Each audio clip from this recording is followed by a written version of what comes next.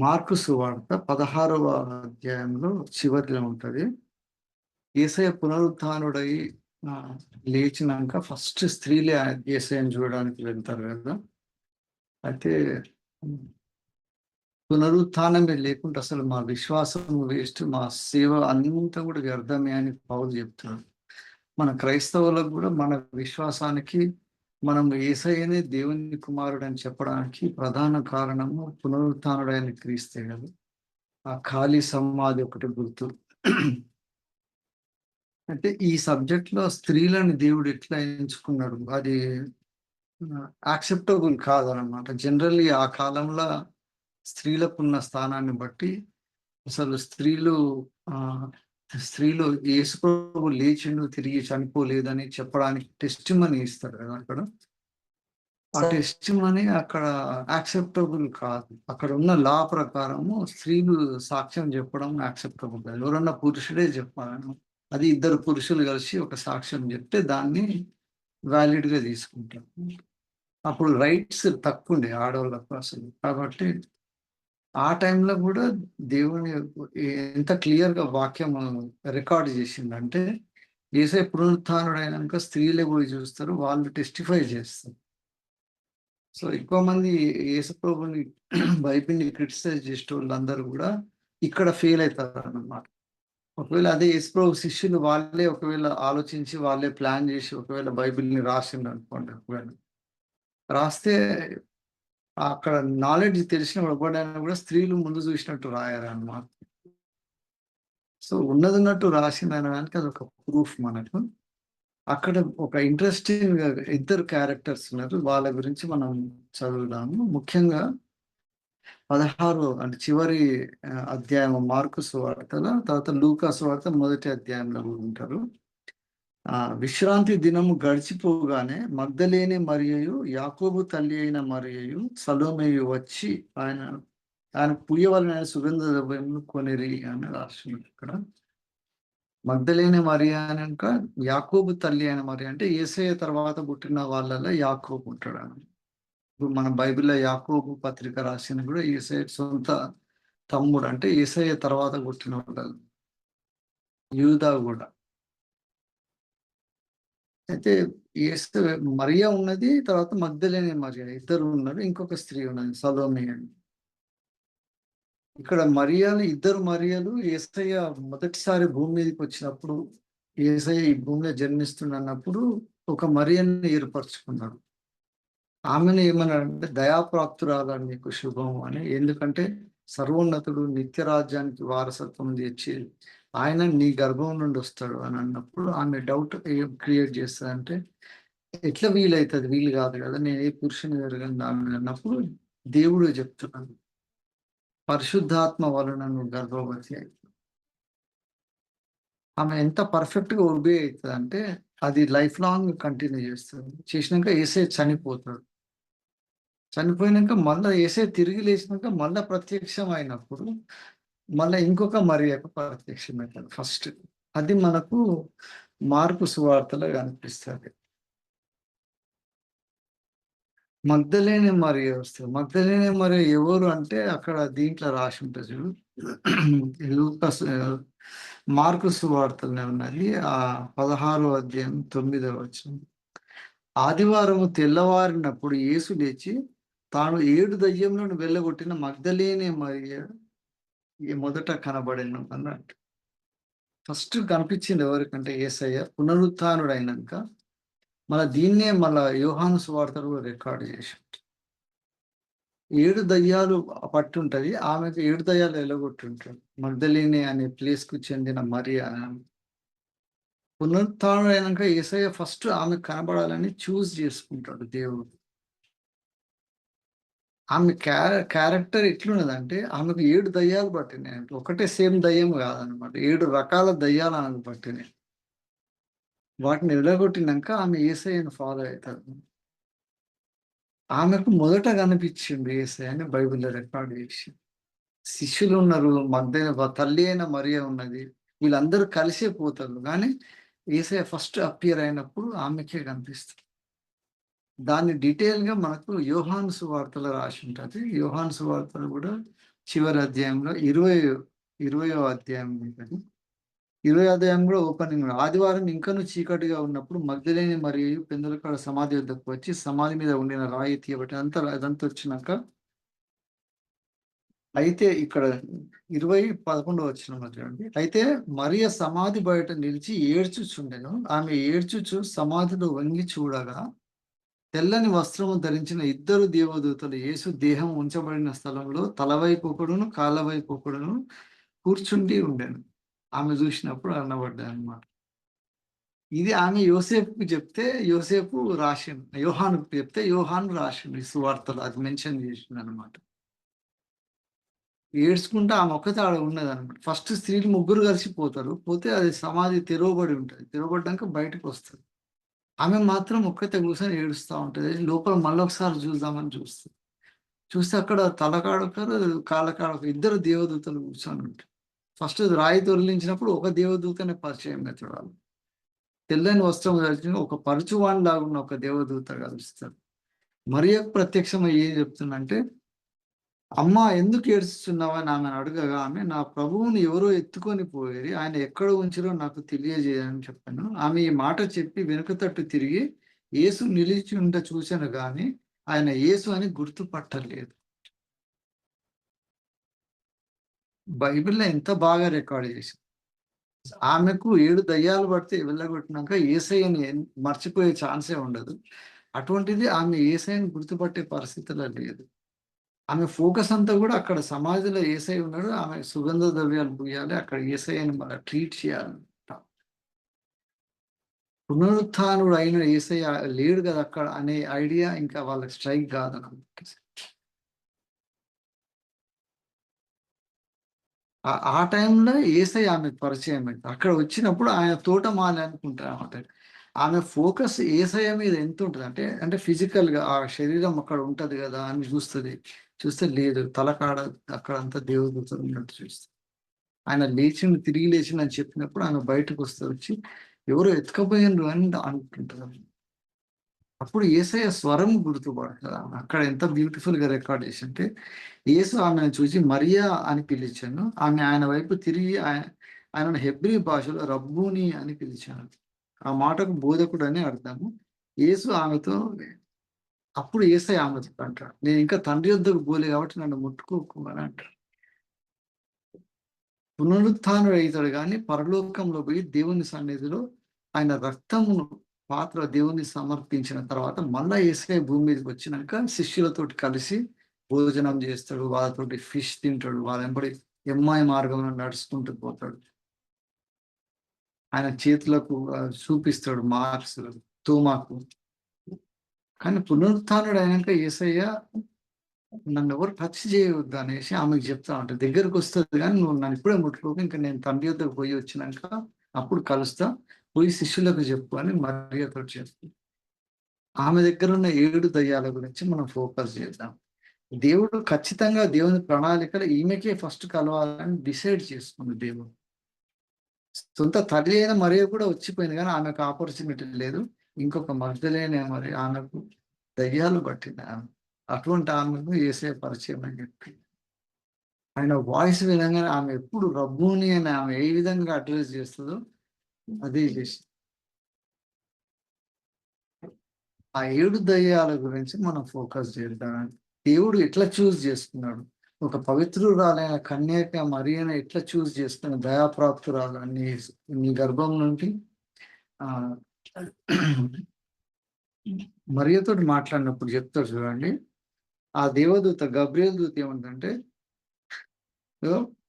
ఇదిగో నీవు గర్భం ధరించి కుమారుని కని ఆయనకు యేసు అనే పేరు పెట్టుదు. ఆయన గొప్పవాడై సర్వోన్నతిని కుమారుడవును. ప్రభువైన దేవుడు ఆయన తండ్రి అయిన దావీదు సింహాసనముకు ఆయన నీకిచ్చును. ఆయన యాకోబు వంశస్థులను యుగయుగములు ఏలును. ఆయన రాజ్యము అంతము లేనిదై ఉండును అని గబ్రియలు దూత మరియకి ఎక్స్ప్లెయిన్ చేస్తుంది. ఈ మరియ గాడ మాత్రం ఈమె దగ్గర ఏం అటువంటి క్వాలిటీస్ ఏం చూడడు. ఆమె లోపల 7 దయ్యాలు ఉంటాయి. ఆ 7 దయ్యాలను ఎలగొట్టినాక ఆమె కూడా ఈక్వల్లీ ప్రెషియస్ అన్నమాట. అందుకే దేవుడు ఆమెకు కనపడుతుంది. ఇప్పుడు మనం ఫోకస్ చేయాల్సింది కూడా ఇశ్రాయేలీయుల ఈ 7 దయ్యాల గురించి మాట్లాడినప్పుడు 7 క్వాలిటీస్ ఉంటాయి. Negative qualities. వాటి గురించి మనకు బైబిల్‌లో ఉన్నాయి. ఇశ్రాయేలీయులు కనానుకు పోయినప్పుడు ఆడ 7 రకాల మనుషులు ఉంటారు, శత్రువులు. ఆ 7 రకాల వాళ్ళని గెలిచి స్వాధీనపరచుకోమని చెప్తారు. అపోస్తలుల కార్యం చెప్తది. మనకు ఎక్కడున్నదంటే అపోస్తలుల కార్యంలో 12వ అధ్యాయంలో ఉంటది. 12, 19 ఉంటుంది. మరియు కనాను దేశంలో 7 జాతుల వారిని నాశనం చేసి వారి దేశం నీకు స్వాస్థ్యముగా ఇచ్చిదను. ఇచ్చినప్పుడు వాళ్ళని ఏమి చేయాలో కూడా చెప్తున్నాడు. వాళ్ళని ఆ 7 రకాల జాతుల వాళ్ళని చంపేయాలంటాడు. వాళ్ళని నిర్మూలన చేయాలంటాడు. దాని గురించి ద్వితీయోపదేశ కాండం ఉంటుంది. ఆ ఆ క్వాలిటీస్ మనం ఇప్పుడు మరియ లోపల 7 దయ్యాలని వెలగొట్టిండు యేసయ్య. అట్లా మన లోపల కూడా 7 నెగెటివ్ క్వాలిటీస్ ని ఎలగొట్టాలి. అప్పుడే దేవుడు స్వాధీనపరచుకోగలుగుతాడు. మనం కూడా మన ఆలోచనలు, మనం చేసే పనులన్నీ మనం కరెక్ట్‌గా దేవుని చిత్త ప్రకారం చేయాలంటే ఈ 7 ప్రధానమైన కారణాలు ఉంటాయి. మన లోపల నుంచి వాటిని తీసేయాలన్నమాట. మామూలుగా తీయడం కాదు, నిర్మూలన చేయాలి అంటున్నాడు. ద్వితీయోపదేశ కాండంలో.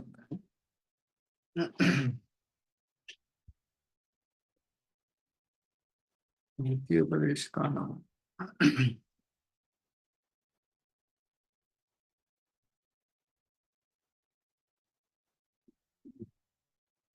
7వ అధ్యాయంలో ఉన్న చూడు. నీవు స్వాధీనపరుచుకున్న దేశంలోనికి నీ దేవుడైన యెహోవా నిన్ను చేర్చి బహుజనము అనగా సంఖ్యకు బలమునకు నిన్ను మించిన అంటుంది.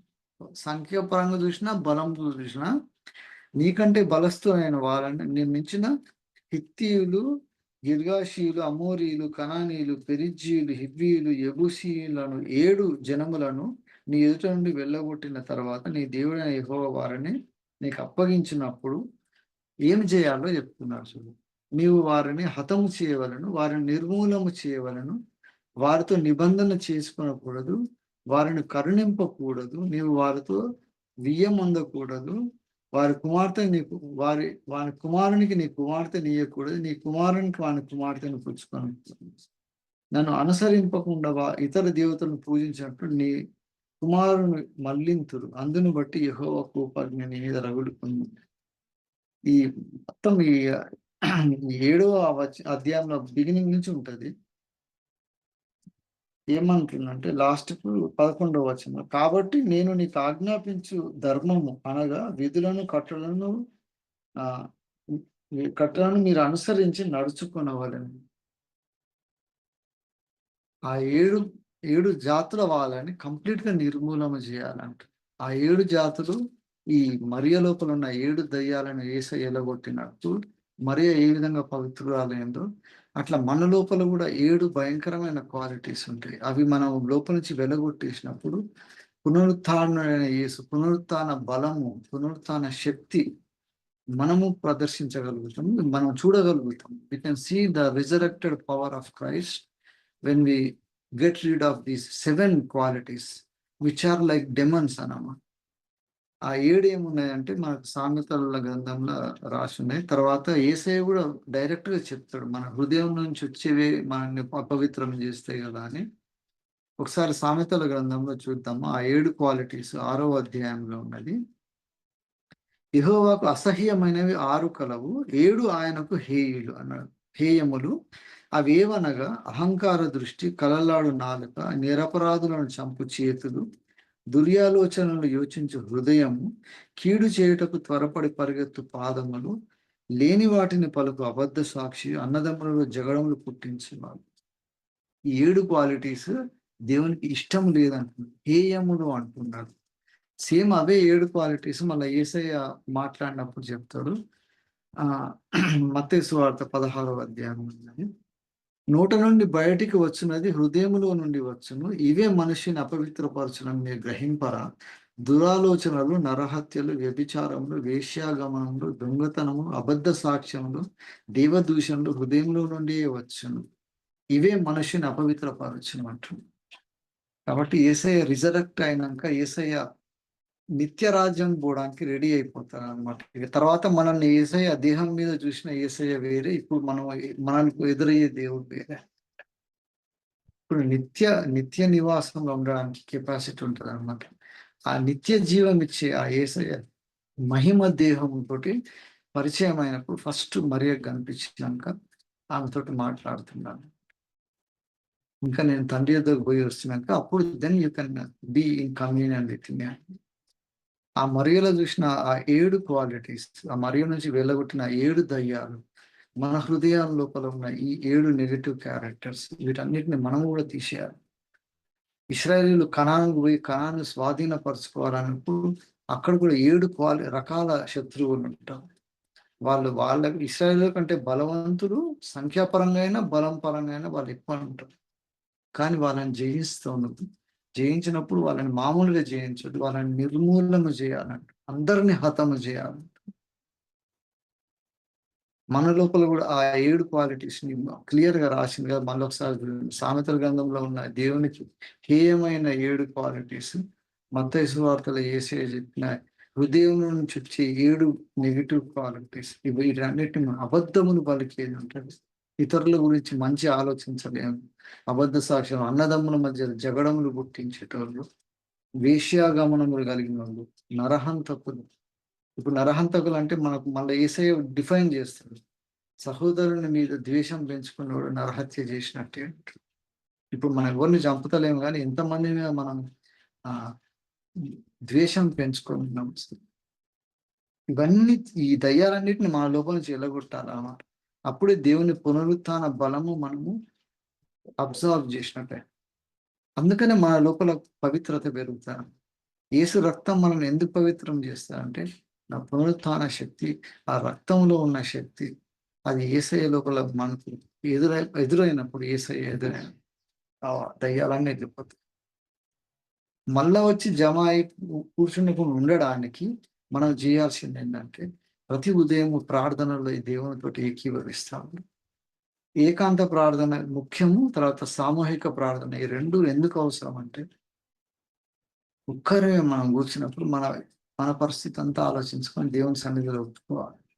దేవా నా లోపల ఏం నెగెటివ్ క్యారెక్టర్స్ కనిపిస్తుంది అన్నప్పుడు, ఆ 7 దయ్యాలలో ఏ దయ్యం మనకు పట్టిందో దేవుడే చూపిస్తాడు. వాడిని యేసయ్య రక్తంతోటి మళ్ళా దాన్ని వెలగొట్టేసేయాలి.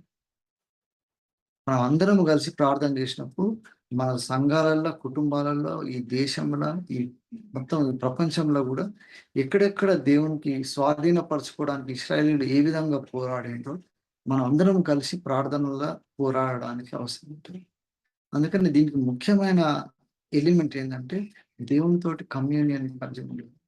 పర్సనల్‌గా ఉండాలి. As a fellowship, as a group of people. అట్లా అందరం కలిసి మనం ప్రార్థన చేసినప్పుడు వీటిని వెళ్ళగొట్టగలుగుతాం. మన కాన్ఫిడెన్స్‌లో ఇప్పుడున్న ఈ 7 రకాల దయ్యాలంటే ఇవి కూడా ఉన్నాయి మన కాన్ఫిడెన్స్. మనుషుల మీద కాదు మనం ఫైట్ చేసేది. ఇటువంటి అపవాది శక్తుల మీద ప్రయత్నం చేస్తున్నాం కాబట్టి, ఈ నేచర్‌ని మనం ఎదుర్కోవాలంటే ఫస్ట్ మన లోపల వాటి నుంచి తొలగించుకోవాలి.